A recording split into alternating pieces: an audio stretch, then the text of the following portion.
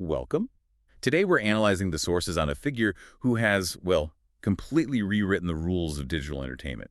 We're talking about James Stephen Donaldson, who you almost certainly know as MrBeast. And it's really the right time to take stock of his position, here in January of 2026. He's the most subscribed individual creator on the planet, just 27 years old, and commanding this enormous audience. I mean, the numbers are just staggering. His main channel is #1 on YouTube, and if you add up all his channels, the total subscriber count is, what is it now? It's over 459 million. The sources we have really detail this decade-plus journey, from a completely dedicated, self-taught teenager to a genuine global media mogul. And a philanthropist, of course. And that's our focus for this session, tracing that journey. We want to look at the specific formula, the mix of obsessive dedication, huge financial risk, and just sheer spectacle that took him from his bedroom in 2012 right up to today. Right. We're trying to understand how this became possible. And to do that, we have to start by defining what he even represents. The sources keep bringing up this term, the MrBeastification of content. Yes, and that's not just about spending a lot of money. It's a very specific style. We're talking high-paced videos all built around these incredibly elaborate challenges, massive giveaways, and very visible philanthropic stunts. The key is the production value. It's almost at a movie level, applied to what used to be, simple vlogs. It's the industrialization of virality. Exactly. So before we dive into his biography, let's just quickly check in on where he is right now. We said he's 27. His personal life has been in the news a bit recently. That's right. He announced his engagement to the streamer Thea Busin on New Year's Day 2025. The proposal was apparently on Christmas Day 2024.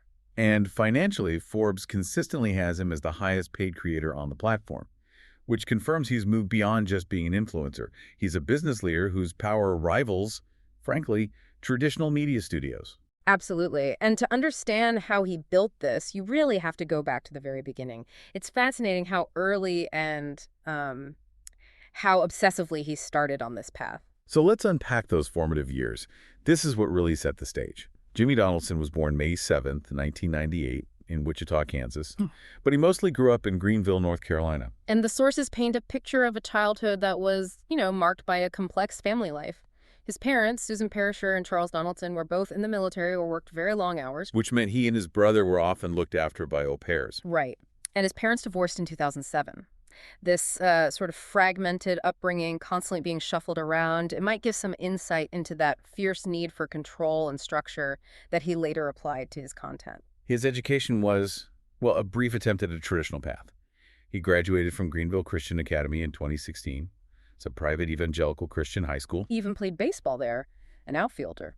After graduation, he did briefly enroll at Pitt Community College, but that didn't last long. He dropped out almost immediately.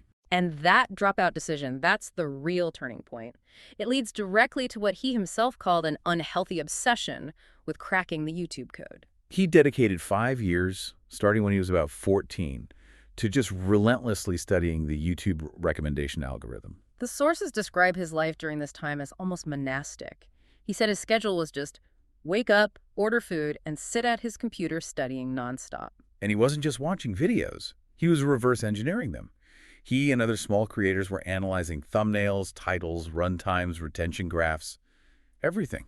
Like a data scientist. And this commitment had a huge personal cost. His mother really disapproved of him dropping out of college for YouTube. She saw it as a total waste of time. Which led to her forcing him to leave the family home in late 2016. Exactly. So you see the stakes here. He basically bet his entire future on his ability to conquer that algorithm. That pressure must have been immense. So looking at those early YouTube days, say 2012 to 2017, the path was anything but straight. He started the channel MrBeast 6000 in February 2012. He was 13. And the content was pretty standard for that era. Let's Plays of Minecraft, Call of Duty. He also did videos estimating how much other YouTubers were worth, giving creator tips, that sort of thing. He wasn't really on camera much himself back then. His first real bit of traction came from a series called Worst Intros on YouTube, around 2015. Right, and that got him to about 30,000 subscribers by mid-2016. Which is a decent following, but it's a world away from where he wanted to be. Then came the breakthrough. The moment that proved those 5 years of studying had paid off. January 2017. The video, I counted to 100,000. And what's so significant is the sheer dedication. The sources say it took him 30 hours to do it, just sitting there, counting. And to make the video watchable, he had to speed parts of it up just to keep the final runtime under 24 hours. The concept was so bizarre, so simple, but the effort was so extreme, it just took off. Tens of thousands of views, fast. And that became the formula. Extreme, difficult, visually simple feats of endurance. He leaned right into it. So he followed up with things like trying to break glass with 100 megaphones or watching paint dry for an hour. Right. Simple ideas, massive commitment. But the sources do remind us that not everything worked. He tried a 24-hour challenge underwater that failed. Another one spinning a fidget spinner for 24 hours also failed. So the lesson he learned wasn't just how to go viral, but how to build the content around a high-stakes premise from the very beginning. And that takes us directly into the next phase, from 2017 to 2020. This is where he starts scaling up the stunts and, crucially, pivots to philanthropy as a content engine. The move to what we now call stunt philanthropy was, well, it was almost accidental, but it was also incredibly strategic. It was his first brand deal, June 2017, with an app called Quid. They gave him a $10,000 sponsorship fee. And instead of keeping it, he just decided to film himself giving the entire 10 grand to a homeless person. That one video changed everything. It created the blueprint for his entire business model. Use big brand deals not to get rich, but to fund these huge, emotional, and very shareable giveaways. The money became the fuel for the spectacle. And by 2018, he'd already given away $1 million. That's when he earned the title YouTube's biggest philanthropist. It created this expectation with the audience, that any video could involve life-changing money. And his influence started to spill out beyond his own channel. In 2018, he got deeply involved in that huge YouTube rivalry. PewDiePie versus T-Series. Right, and he didn't just make a video about it. He used his growing financial power to buy billboards, radio ads, TV commercials, all urging people to subscribe to PewDiePie. That was maybe the first time we saw someone use traditional media to amplify a digital campaign on that scale. Yeah. And he took it to physical extremes. The Super Bowl L3. He bought a bunch of seats just for his team to wear shirts that, when they sat in order, spelled out Sub2 PewDiePie. It was genius marketing. As his fame grew, the content got more complex. He moved from individual stunts to these big organized competitions. In March 2019, he did a real-life battle royale. The Apex Legends one. That was a collaboration with EA, the publisher. He offered $200,000 in prizes. That format was so successful, it led to the Creator Games series. The first one was in April 2020, a live rock, paper, scissors tournament. With 32 influencers and a $250,000 grand prize, and it just smashed records. It became YouTube's most watched live original event at the time. How many people were watching? It peaked at 662,000 concurrent viewers, and eSports pro, Nadeshot, ended up winning it. He did another one pretty quickly after that, in October 2020, a trivia tournament for $300,000. That one was a bit more controversial, though. The winners were the TikTok stars Charlie and Dixie D'Amelio, and there were a lot of claims from viewers that they had cheated. And as the scale grew, so did the team. Around 2018, he started hiring his childhood friends. That became the core on-screen crew. Ava Chris Tyson, Chandler Hallow, Garrett Ronalds, and Jake Franklin. But that lineup has changed over time. Jake Franklin left in 2020. And Carl Jacobs, who was originally a cameraman, he got promoted to be on-screen talent. And more recently, in 2024, Ava Chris Tyson, who was one of the original members, also left the crew. We'll get into the details around that a little later. Okay, so let's talk about the engine.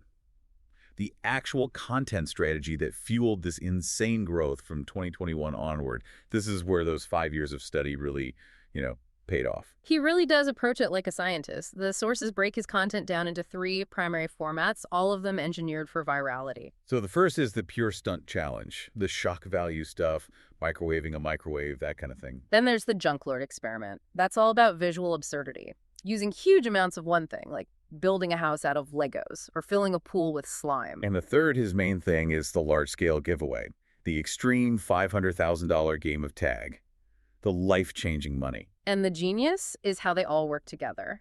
The stunts get your attention, the Junk Lord videos are visually novel, and the giveaways provide that emotional, philanthropic hook. But the key insight is that every single video is built to please YouTube's algorithm. The whole point is to maximize 2 things, click-through rate and viewer retention. And his tactics are ruthlessly efficient. He's obsessed with simple, bright thumbnails. He once said he'd pay $10,000 for the best possible thumbnail idea. The titles use those bold keywords, 24 hours, challenge, survival, to signal the stakes instantly. And once you click, the hook is immediate. The goal is to introduce the entire premise and promise a huge payoff within the first 30 seconds. If you're hooked in that half minute, you're likely to stay, and the algorithm loves that. But this kind of production demands a huge amount of money. By 2022, the sources say he was spending on average $1 million on each main channel video. $1 million. And that funding comes from two main places: huge brand sponsorships and Google's AdSense revenue. The key is that the main channel videos are supported by the revenue from his cheaper-to-produce side channels, like the gaming and reaction channels. It's a self-perpetuating cycle, right? Viral success means more AdSense revenue, which attracts bigger brand deals. Which then funds even bigger video ideas. He stated clearly that he reinvests basically everything he makes back into the next video. The profit is the budget for the next spectacle. And this whole thing requires a huge staff now, over 250 people. That scale led directly to just historic, record-breaking subscriber growth. Let's just run through that timeline because the speed is hard to grasp. July 28, 2022, he hits 100 million subscribers.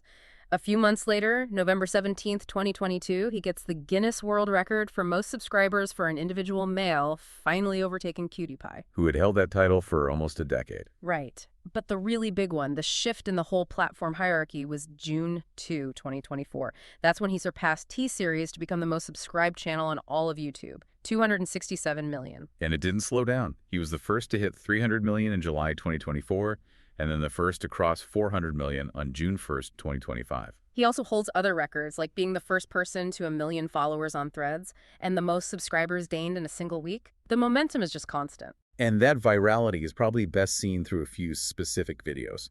The November 2021 Squid Game video was a cultural event. $456,000 Squid Game in real life. He got 456 real people to compete for that prize. It got 130 million views in its first week. Now, that video sparked a lot of debate. Critics immediately pointed out that it sort of missed the point of the original show, its anti-capitalist message. They turned a deadly serious commentary into this big, happy corporate spectacle. That was the argument. But what's interesting is that the actual creator of Squid Game, Hwang Dong-hak, said he reacted positively to it. He seemed to appreciate the scale of the production. So there's a disconnect there. The audience knows it's a spectacle, but the debate about the ethics is still there. Right. A more recent example was his 300 million subscriber special in July 2024. 50 YouTubers fight for $1 million. This one really showed his pull in the mainstream. He had guest stars like Howie Mandel, Miranda Cosgrove, Joey Chestnut. And it set a new personal record for him. It became his most viewed video in the first 24 hours. 71 million views right out of the gate. That shift to mainstream celebrity is also clear from his collaborations with huge athletes. We're talking Cristiano Ronaldo, Tom Brady, Stephen Curry, Neymar, Serena Williams. He's become a conduit to a massive audience that even traditional media struggles to reach.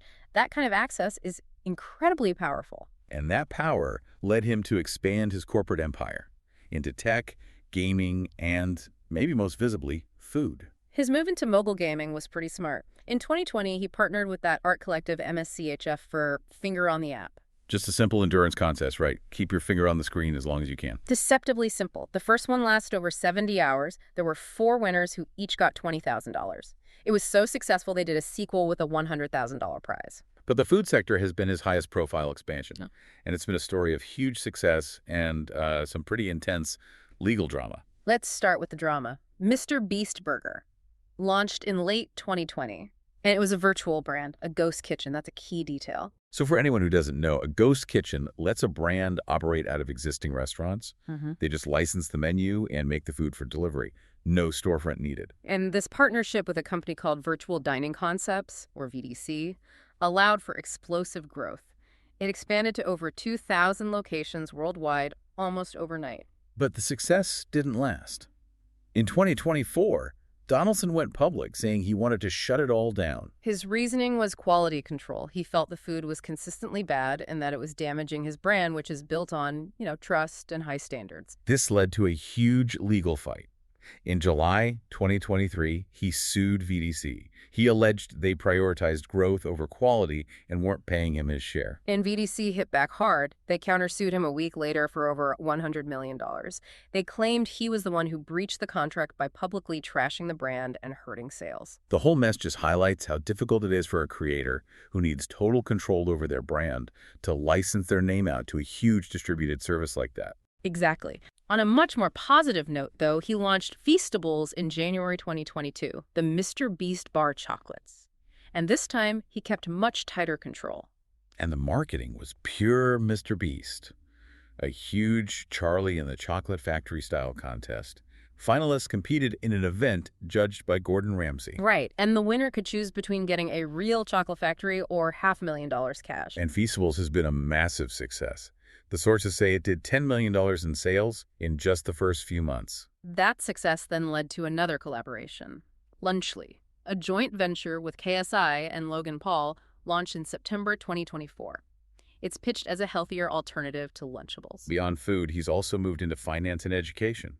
He partnered with Creative Juice to launch a $2 million fund to invest in up-and-coming creators. He also became a partner in the fintech company Current, but that led to some controversy. He faced a lot of criticism when fans lost money in a crypto venture that he had endorsed. That's a tricky area.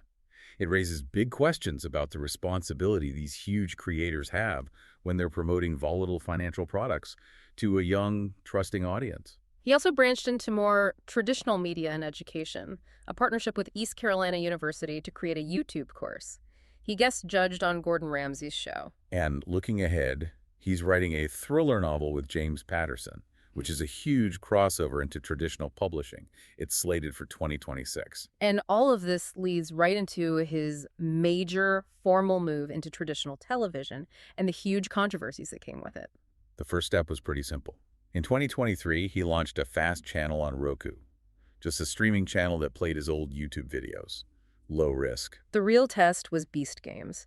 This was a massive reality competition series with Amazon, which premiered on Prime Video in December 2024. The scale was meant to be record-breaking. 1,000 contestants competing for a $5 million cash prize. Which is the biggest single prize in TV and streaming history. The production reportedly broke 44 Guinness World Records while they were filming. But financially, it was apparently a disaster for him personally.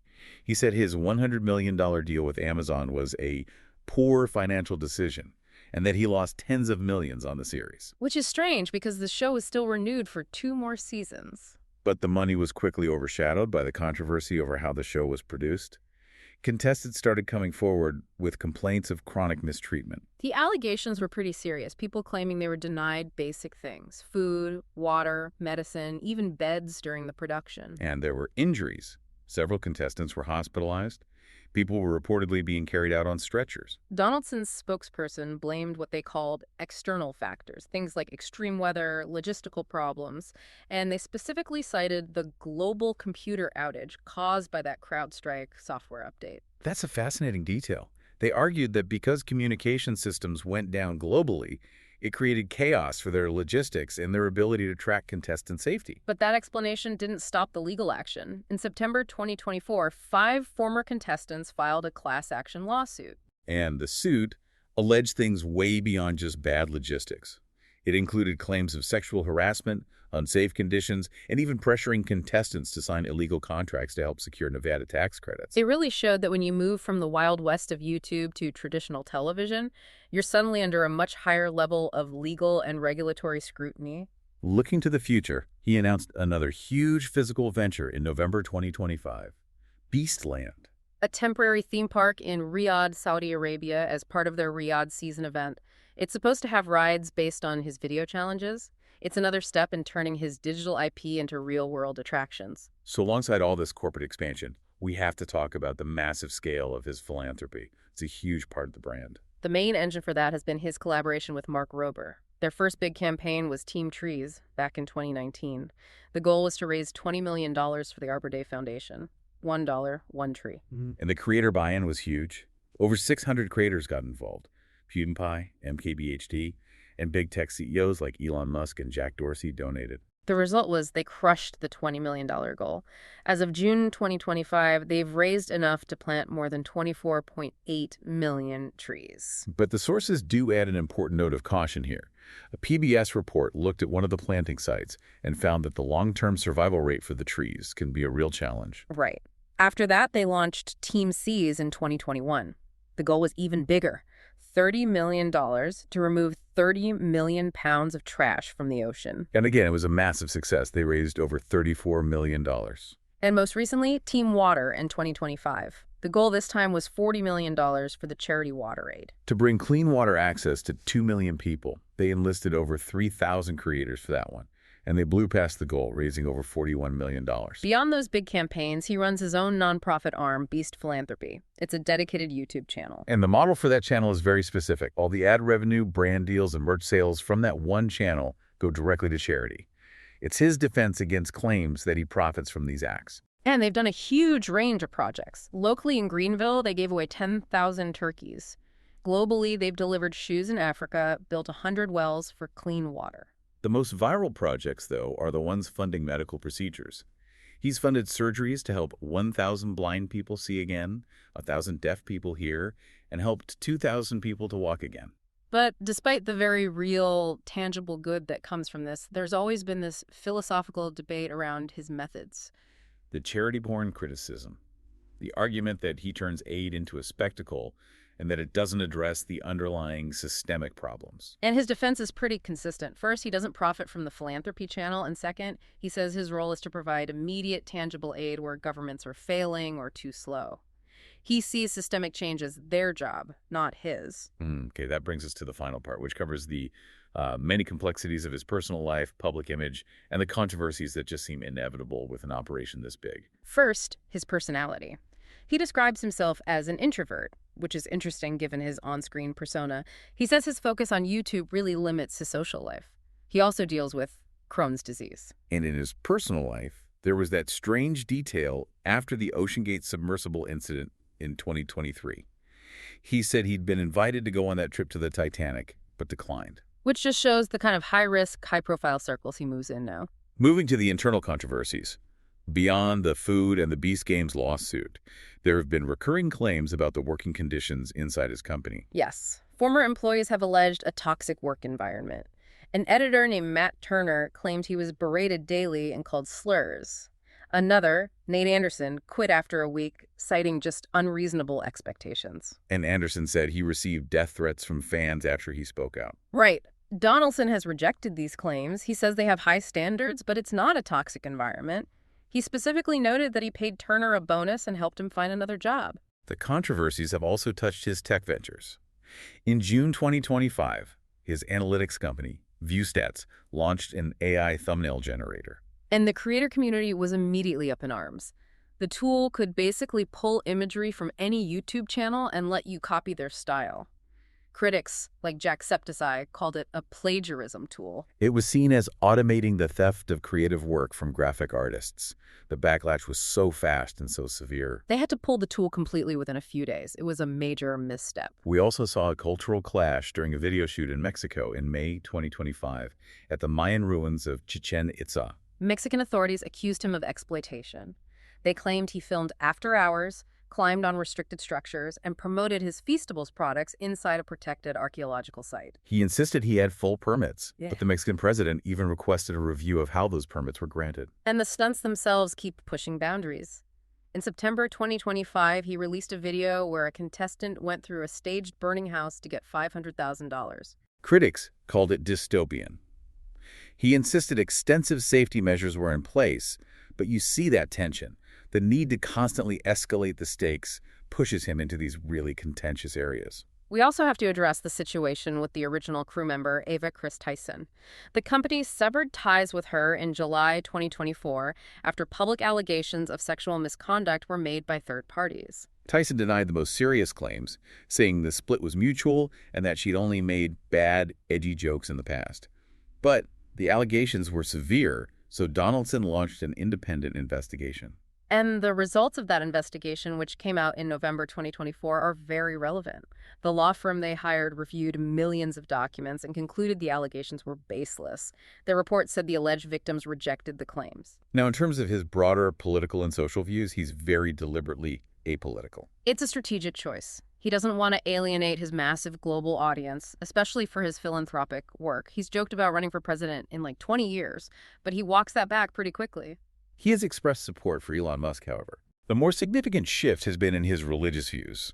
He was raised in an evangelical Christian home, but he now identifies as an agnostic theist. And he specifically said this shift involved rejecting the anti-LGBTQ rhetoric he was taught growing up.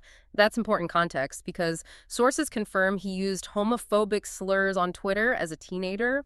His spokesperson later said he had grown up and matured. And his public support for Ava Chris Tyson's gender transition in 2023 really demonstrated that shift. He wrote, "All this transphobia is starting to piss me off."